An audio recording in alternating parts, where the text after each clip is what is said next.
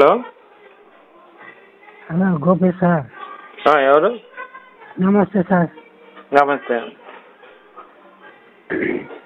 నా పేరు ఇస్రాయేల్. ఆ?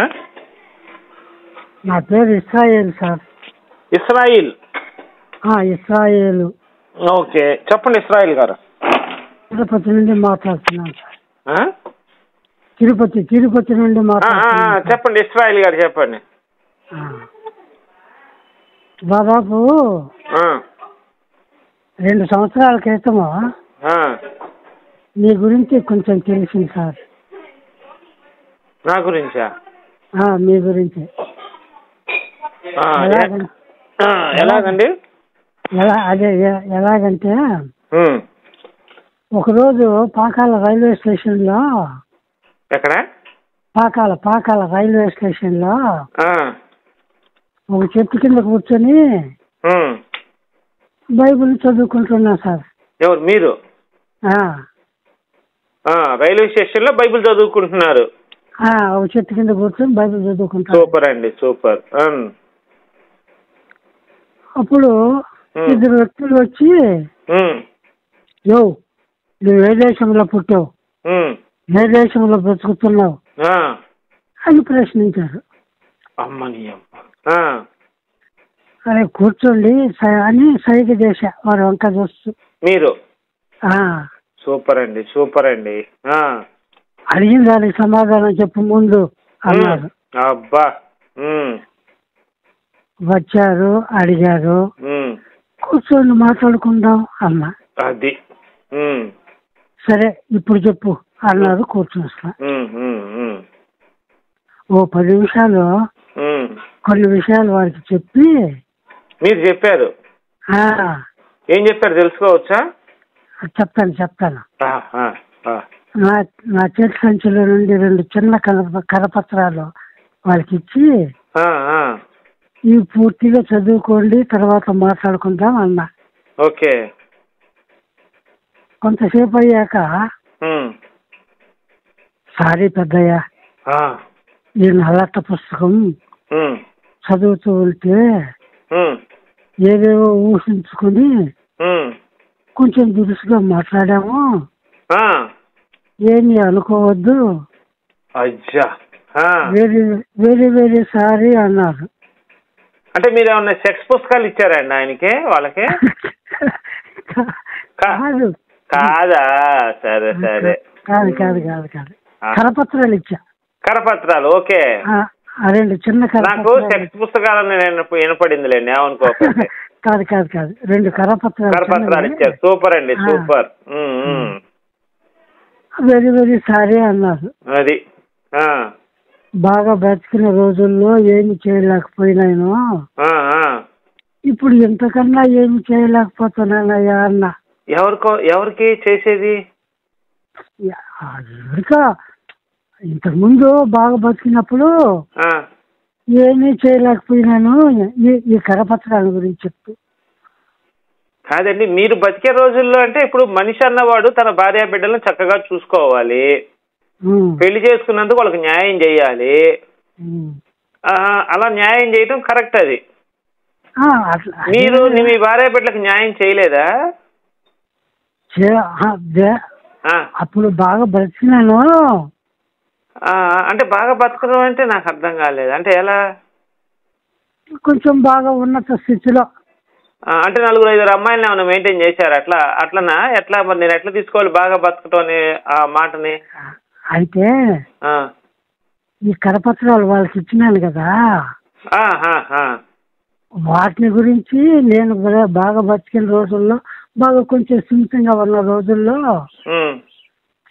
ఈ విషయాలను గురించి వాళ్ళు చదువుకున్నారు కదా కరపత్రాలు, ఆ విషయాలను గురించి నేను ఏమీ చేయలేకపోయినాను.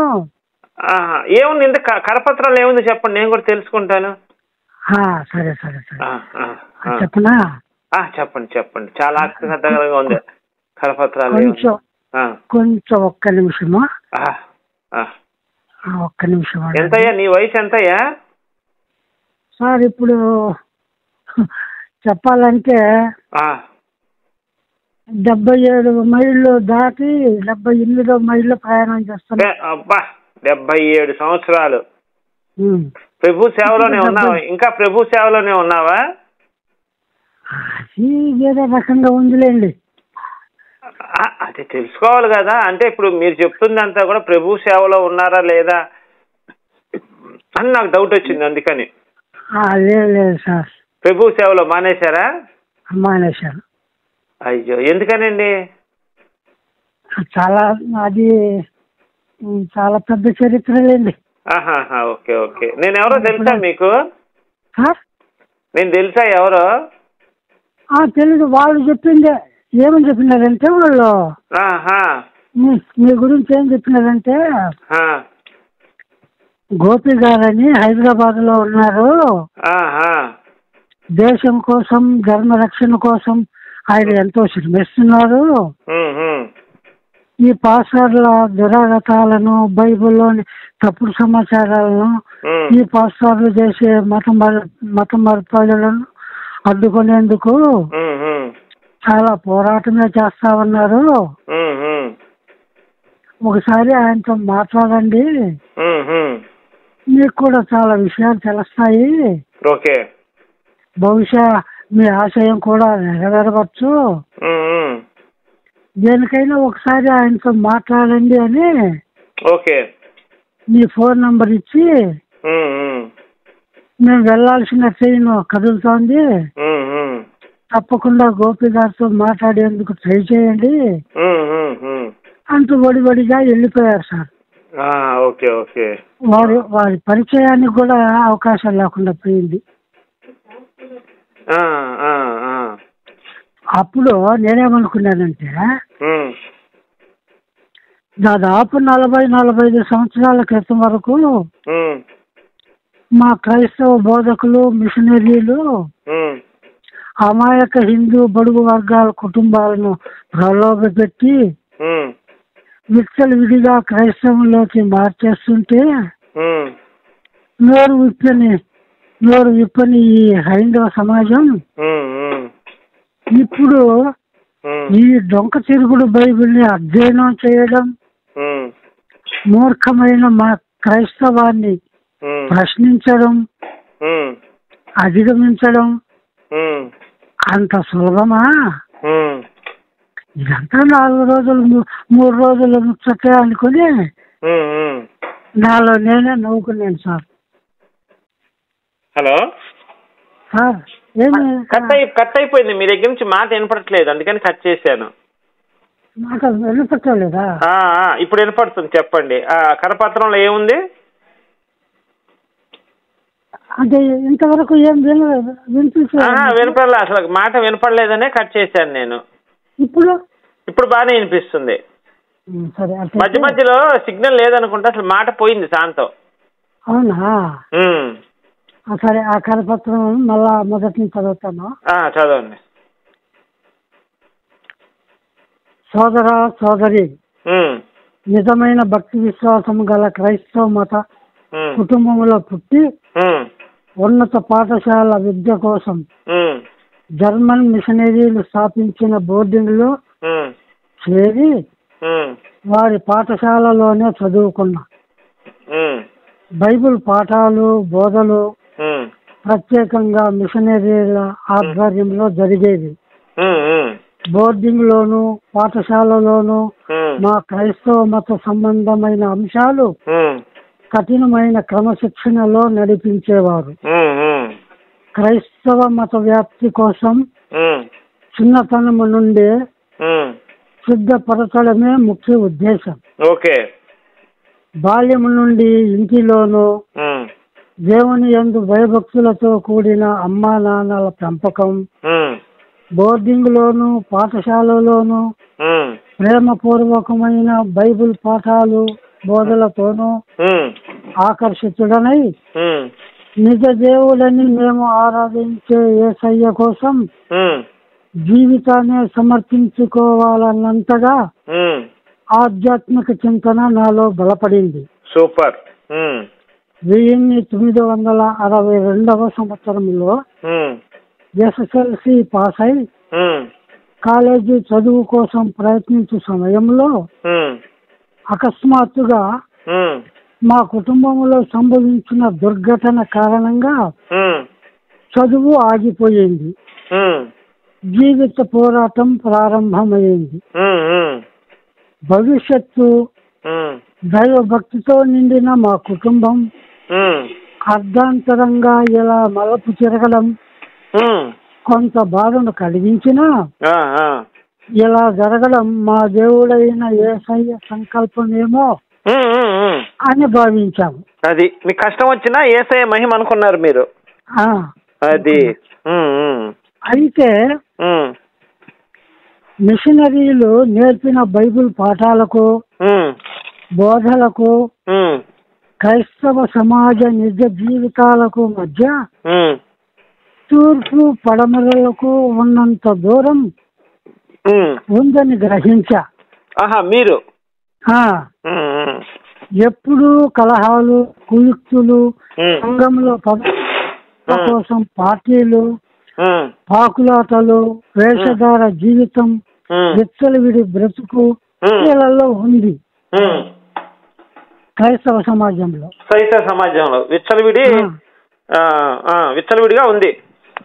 విచ్చలవిడిగా ఉంది. ఒక క్రైస్తవ సంఘానికి మరో సంఘానికి పొత్తు కుదరదు.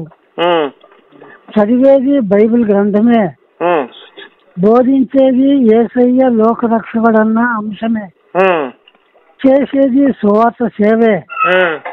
కానీ ఇద్దరి మధ్య విభేదాలు.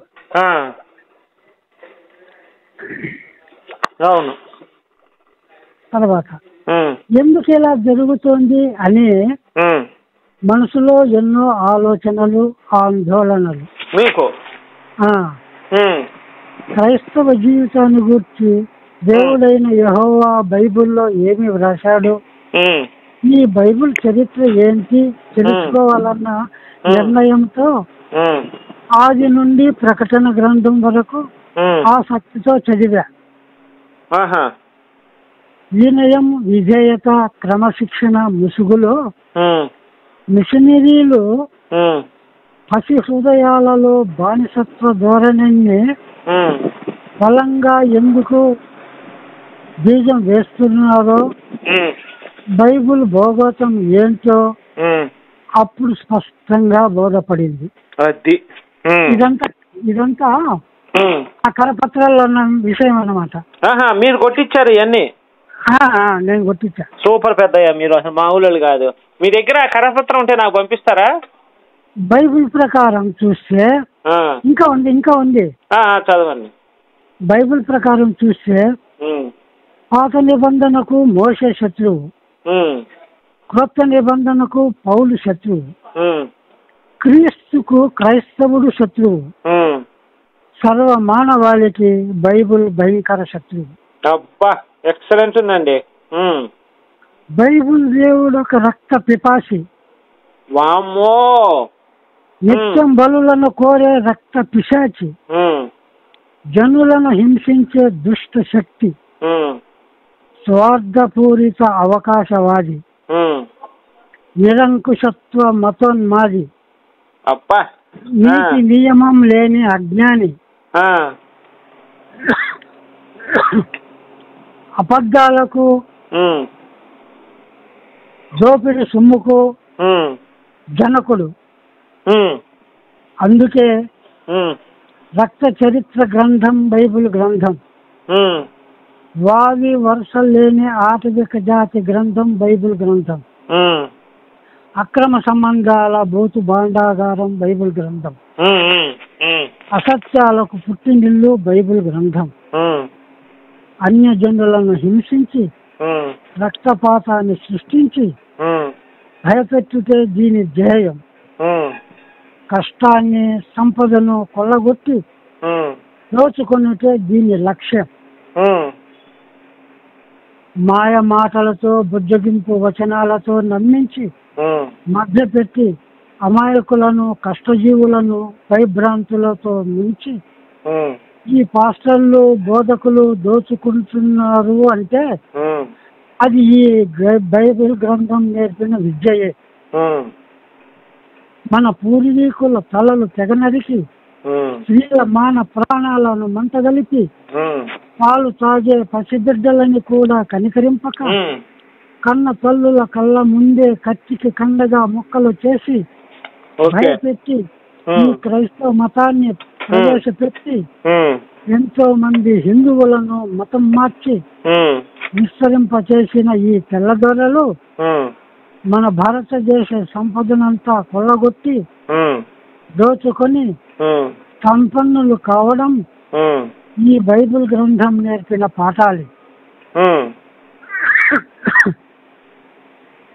యేసు ఒక కల్పితం, అతని జీవితం ఒక బూటకం, అతడు ఒక చరిత్రహీనుడు. అతనిలో ఉన్న అహంకారం, అవిధేయత, తిరుగుబాటుతనం, యూదుడనని చెప్పుకుంటూ యూదులనే కించపరుస్తూ వారు ఆరాధించే దేవుని కుమారుడనని పరలోకవాసినని ప్రకటించుకుంటూ యూదులు నమ్మే మోషే ధర్మశాస్త్రానికి విరుద్ధంగా ప్రవర్తించడం లాంటి దుర్లక్షణాల కారణంగా యూదులు అతన్ని చావగొట్టి చెవులు మూసి సమాధి చేశారు.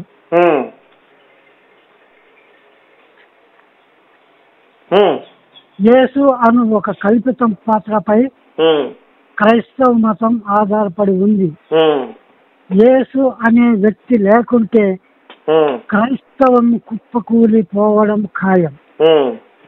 డూప్లికేట్ వస్తువులకు, ఆకర్షణీయమైన రంగులు, హంగులు, ప్రకటనలు ఉన్నట్టు బ్రతుకు తెరువు కోసం, డబ్బు సంపాదన కోసం, విలాస జీవనం కోసం ఈ క్రైస్తవ మతోన్మాదులు యేసును ఒక వ్యాపార వస్తువుగా వాడుకుంటున్నారే తప్ప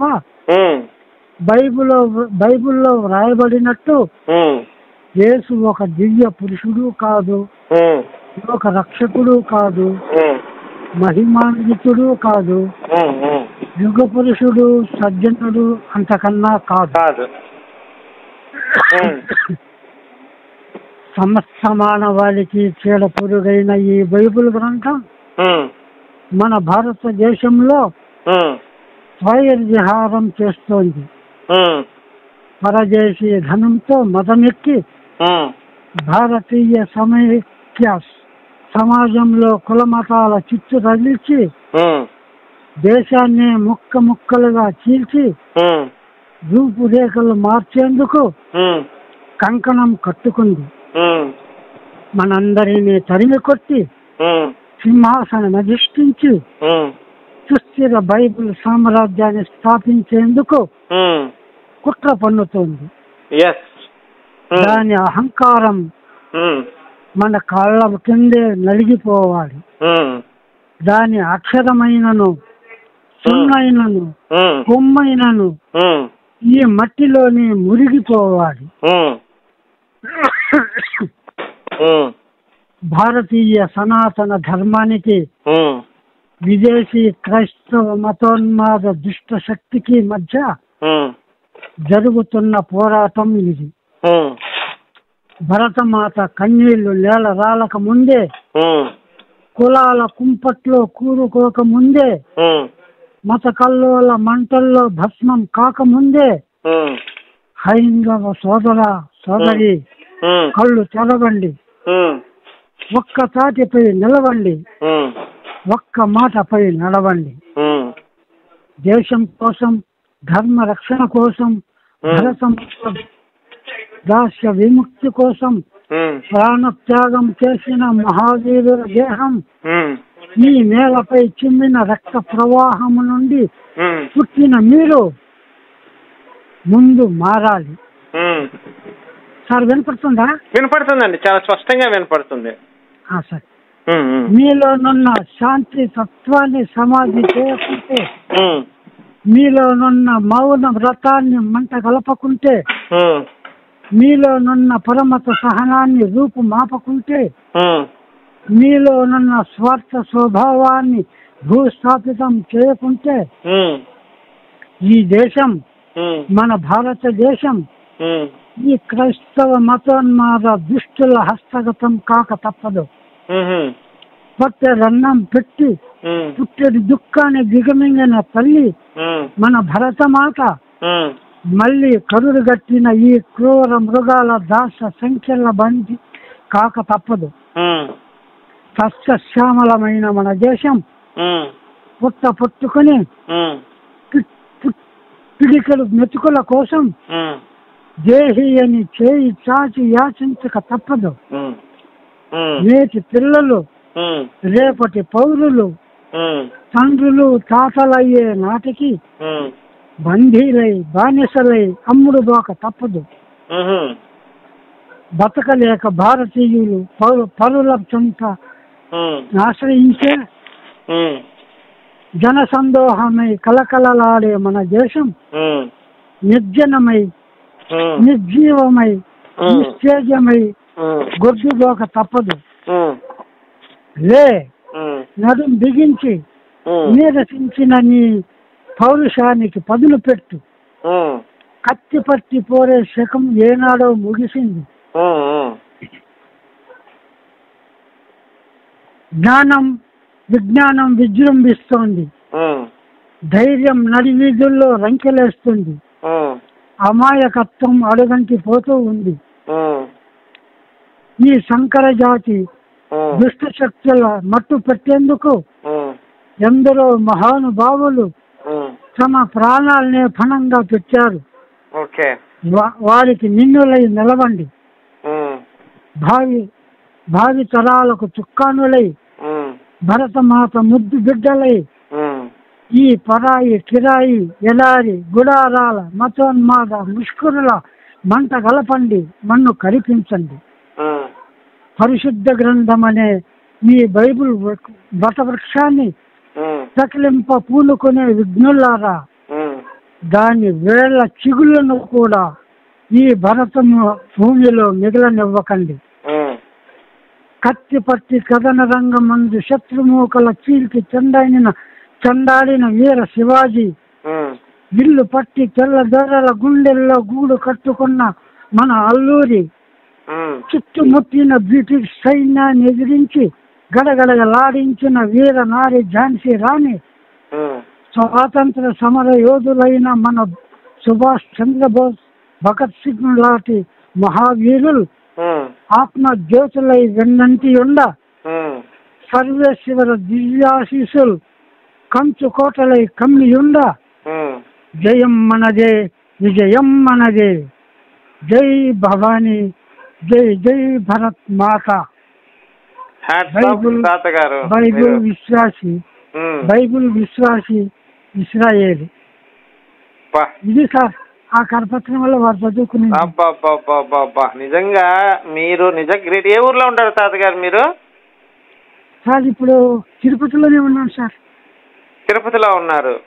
అవును సార్. ఎట్లా, అది కుటుంబంతో ఉంటారా ఎట్లా, మీరు సింగిల్ గా ఉంటారా? Single sir. సింగిల్. ఏం చేస్తుంటారు? ఏమి లేదు సార్, పెన్షన్ ఇస్తుంది, దాంట్లోనే సర్దుకొని బతుకుతా ఉన్నా. ఇదంతా మీరే రాశారా? అవును సార్, దాదాపు 35 సంవత్సరాల క్రితం రాసింది సార్. ఇది పాంప్లెట్ ఏమైనా ఉందా మీ దగ్గర? లేదు సార్, అది ఊరికే కాపీ ఉంది, రాసుకున్న కాపీ. నాకు పంపిస్తారా అది? ఇంతకు ముందు ఇవన్నీ కరపత్రాలు వేసి కొన్ని దాదాపు 7-8 వేలు కరపత్రాలు ప్రింట్ చేసి రైలు ప్యాసింజర్లు ఉంటారు కదా, వాళ్ళకి పంచిన. ఓకే. అప్పుడు బాగా బతికిన రోజుల్లో. తర్వాత కొన్ని పరిస్థితులు ఆలోచనల వల్ల మానేశా. ఇప్పుడు పరిస్థితి కొంచెం తారుమారైన దాని వల్ల ఆయన మానుకునేసి ఇంట్లోనే ఉన్నాను సార్. ఇప్పుడు నేను ముద్రిస్తానండి. మీ పేరు ఇజ్రాయిల్ కదా? ఇస్రాయేల్, బైబుల్ విశ్వాసి. ఇస్రాయిల్, అవునండి, అవును. ఈ పాంప్లెట్ నేను అవకాశం ఉంటే నేను దీన్ని ముద్రిస్తాను. మీరు చెప్పిందంతా కూడా రికార్డ్ అయింది. రికార్డ్ అయింది కదా, ఈ రికార్డ్ని వేరే వాళ్ళకి ఫార్వర్డ్ చేసి మొత్తం దీన్ని కూడా పాంప్లెట్ ప్రింట్ చేయించి పంచుతాము. నిజమే అనుకోండి, కానీ నాకు ఒక సందేహమే. మా క్రైస్తవులు చాలా బలవంతులు సార్. ఇప్పుడు వాళ్ళ ఇప్పుడు మీరు అట్లా పంపించినారంటే కొన్ని వేల మంది లక్షల మంది వింటారు. వాళ్ళలో మా క్రైస్తవులు కూడా ఉంటారు. ఖచ్చితంగా నా మీద దాడి చేస్తారు. మీరు ఎక్కడ ఉంటారో తెలియదుగా సార్. మీరు ఎక్కడ ఉంటారో తెలియదుగా, మీ అడ్రస్ తెలియదుగా దాడి చేయడానికి. అక్కడైతే మంచిదే సార్. మీరు ఎవరో అసలు ఎక్కడ ఉంటారో ఏం తెలియదు కదా. ఈ పాంప్లెట్ నేనే కొట్టించి నేనే ముద్రించి నేనే పంచుతాను. మీ పేరు మీద పంచండి, లేకుంటే నా పేరు మీదే పంచుతాను. సరే, అట్లయితే మీకేం ఇబ్బంది లేదు. ఇప్పుడు నేను చదివినంత క్లియర్ గా ఉందా? ఉందండి, ఉంది, మొత్తం రికార్డ్ అయింది. అవునా? సరే, ఇంకో విషయం ఏంటంటే సార్,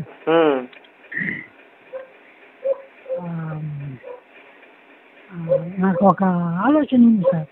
చెప్పండి.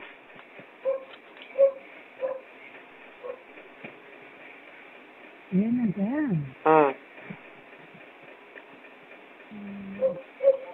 నేను బైబిల్ చదివిన తర్వాత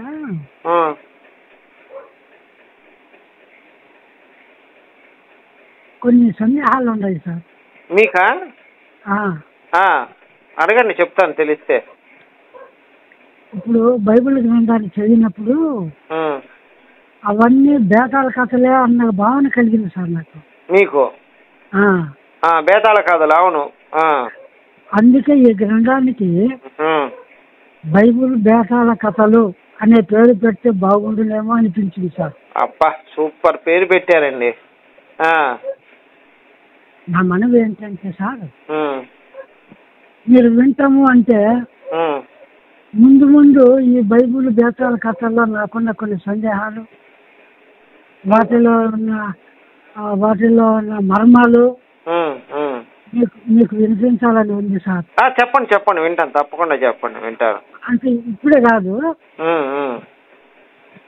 ముందు మీకు నా నంబర్ ఉంది అనుకుంటా. మీకు నేను ఫీడ్ చేసుకుంటాను, నేను నెంబర్ రాసుకుంటానండి, నేను మా ఫోన్లో రాసుకుంటాను. నేను మీకు ఫోన్ చేస్తాను కంపల్సరీగా.